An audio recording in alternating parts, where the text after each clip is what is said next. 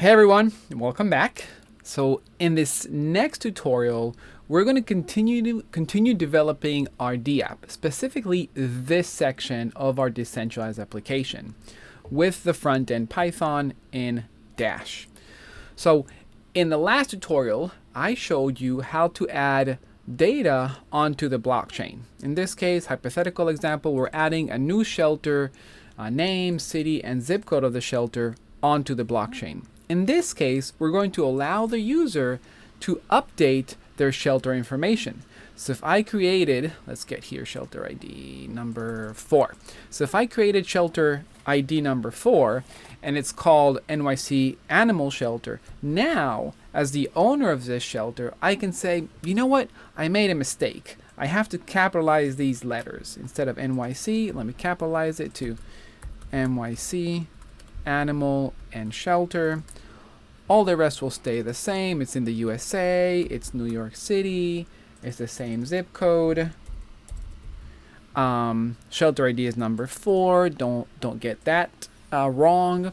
And capacity, by default, it's false. It's not at capacity. I have room for more animals. But in this case, I'm going to say, no, I have too many animals in my shelter. I want everybody else and all shelters around the world to see that my shelter doesn't have capacity. I cannot take in more animals. So I'm going to change this to true. I am at capacity. No more animals. And now that I have that, I can submit. And it's going to go into the code. We're going to confirm this transaction. It's going to ask me, the owner of the shelter, to confirm this transaction. And once confirmed, it takes about 5 to 10 seconds. Then we should see an alert saying your shelter information has been updated. Perfect. So we see successfully updated shelter. Okay. And now we see all the rest of the lines of code that are being printed to the console. But before we go into this, let's go back to our Dash app and explain the client-side callback. So this is the second client-side callback, and it starts on line 335. Now, similar to the last tutorial where we talked about the first client-side callback, this callback, responsible for this section of the dApp, has a very similar format. Output, input, and a few state variables. Remember, the state variables and the input are pretty much the same.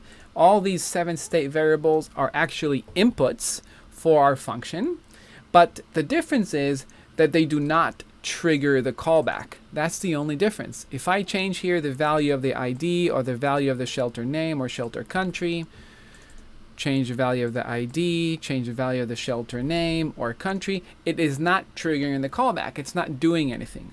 Only if I change this input, the end clicks of this second button, right?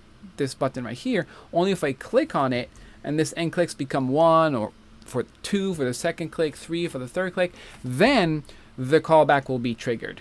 Submit. In this case, I'll just do reject, and the callback is triggered.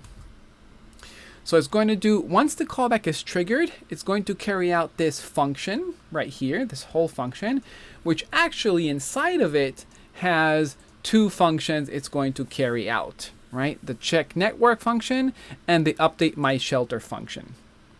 But before it carries these out, we're going to pass into this function all of our arguments, all of these inputs, the end clicks and the 7 states, right? The values of these IDs. Now these IDs are just components. So the value of insert zip code to ID is actually the value of this empty text field, right? So whatever I put in here is going to be a string that's going to be passed as with the name of zip, right? So it's passed into the main function, and then we're going to feed it into the updateMyShelter function right here in the JavaScript code. All right, so let's see what happens. I click the button, I hit submit, and the first thing it's going to do is going to trigger this first is going to trigger this function, right? CheckNetwork.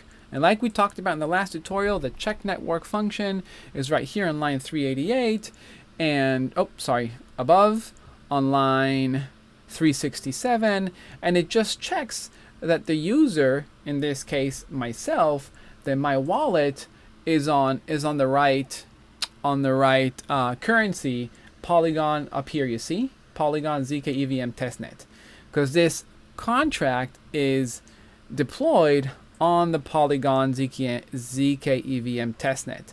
So if I'm on Sepolia or Gurley or Ethereum mainnet or whatever, then it's going to ask me to please change my network to the Polygon network.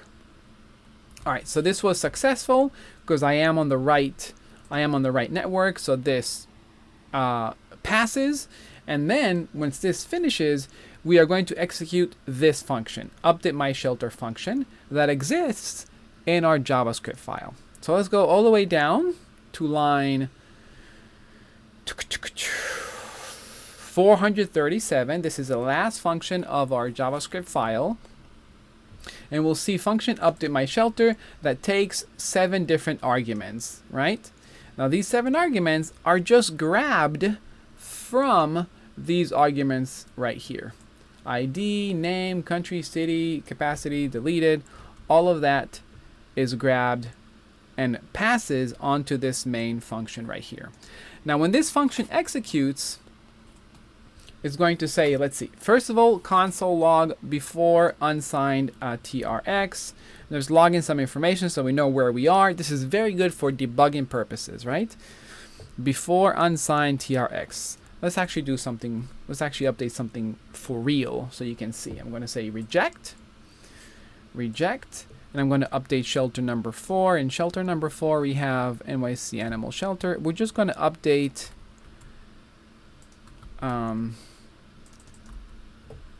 USA. We're going to update the zip code because we made a mistake. Our zip code is not 100.15. It is 100.33. So we need to update that. Everything else stays the same. It's shelter ID 4 and at capacity true. I cannot accept more animals, and it's not deleted. So everything else stays the same. Only the zip code will be updated. So I say submit. And now you see that when I hit submit, first I'm going to get before unsigned TRX, because we said that here. Console log before unsigned TRX, just so I know where I am in the function. In case something is broken, I can see exactly where I am, or which line of code did work and which line of code did not work. I'm just, for testing purposes, I want to print out the capacity variable. So I see that the capacity variable is true or false, so it's a Boolean, just for my own curiosity. And then we have create unsigned transaction. And then what it does, it prints this out, but before it prints this out, it creates this transaction, right? Now, what is this transaction? This, just like in the tutorial above, line 397, where we did the add shelter solidity function, now we are activating the update shelter solidity function on our smart contract. So you can find this here in our smart contract. Line 110, update shelter. And this is really important to take note of. The update shelter function in Solidity takes 7 different arguments. So we got to make sure that we have 7 different arguments, right? Update shelter, line 449, 1, 2, 3, 4, 5, 6, 7. And then we have to make sure that each argument is the correct data type. So the first data type is supposed to be an integer. So I got to make sure that this ID is actually an integer, right? And then the second and third are strings. I have to, well, the second is string, and the third is actually an integer as well, because it's an enum. Fourth and fifth are strings, and the last 2 are booleans, right? Fourth and fifth are string, and the last 2 are booleans. And I know I can double check, and I recommend you do this as well. I can double check that these are the correct data types in several different ways. I can print console log the variables to see what type they are. So in this case, I logged the capacity variable, and you can see that it came out as true. So I know it is a Boolean. It's either true or false. Or I can go back to my Dash app and look for this variable, right? The capacity variable is right here. It's the value of select capacity to ID. Now let's look for this ID, Control C, Control F. Select capacity to ID belongs to the DBC radio item, line 213. So specifically, this radio item is right here, the true or false, right? This right here. And we know that this is a Boolean, the value is a Boolean, because we see the initial value is false, and if the user changes the value between true or false, this will be, they will see this label, but this will be the true value of it, right? Either true or false. So we know that this data type of the select capacity to ID of this radio item component, this is a Boolean. So now we know that this is a Boolean.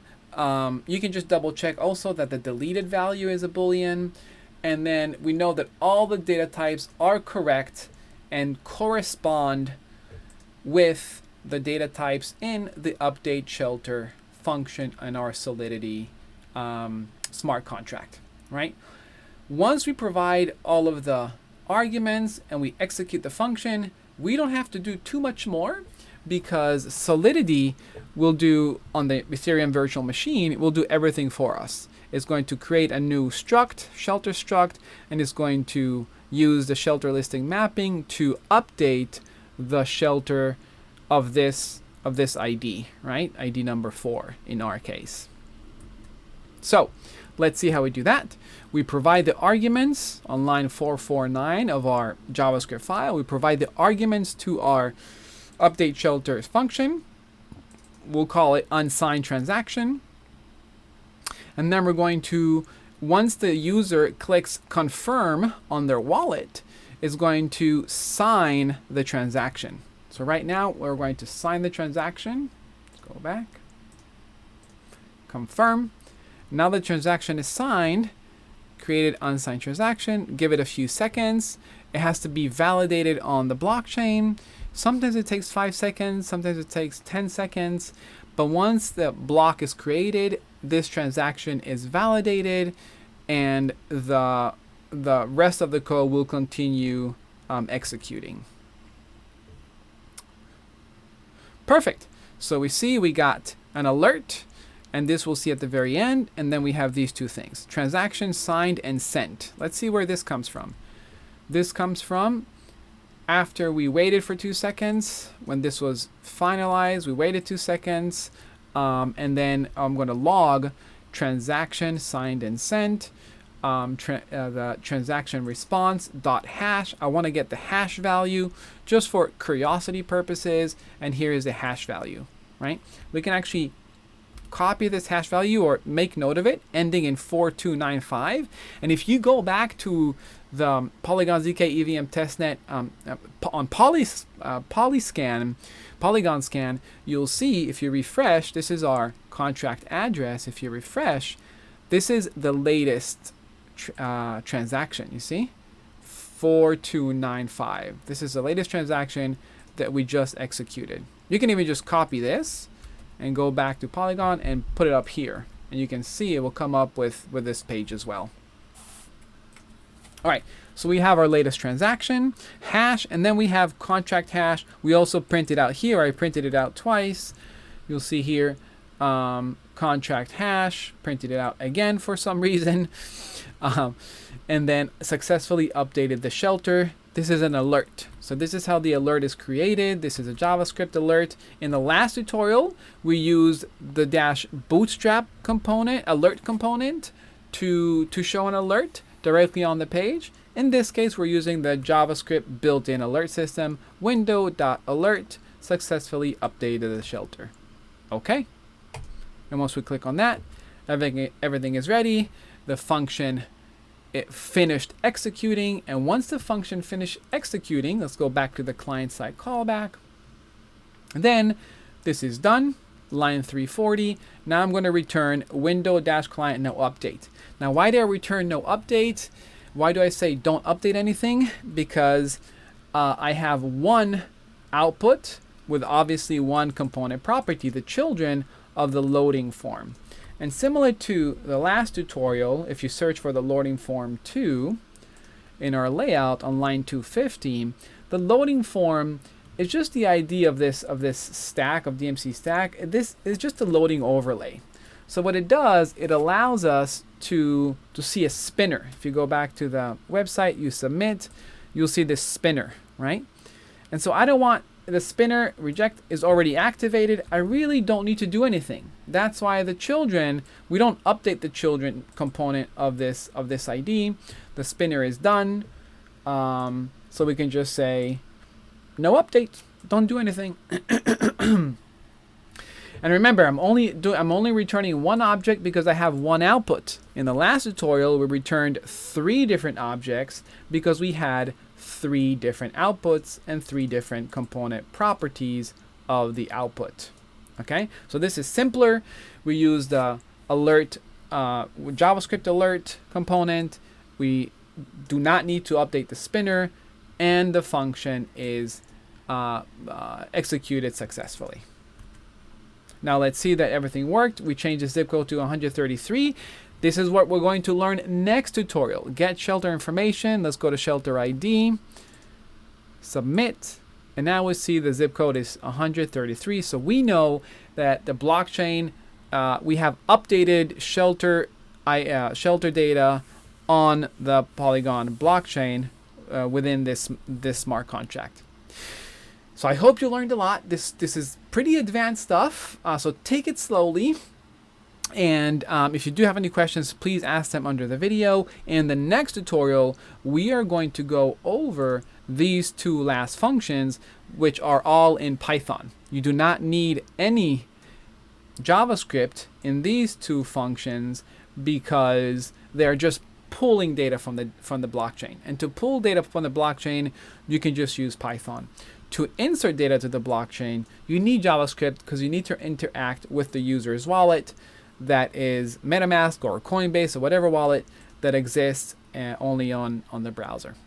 All right, if you like this video, don't forget to give it a thumbs up, become a member of this channel. If you want to support me even better, really appreciate that. And turn on your notifications so you get notified of future videos.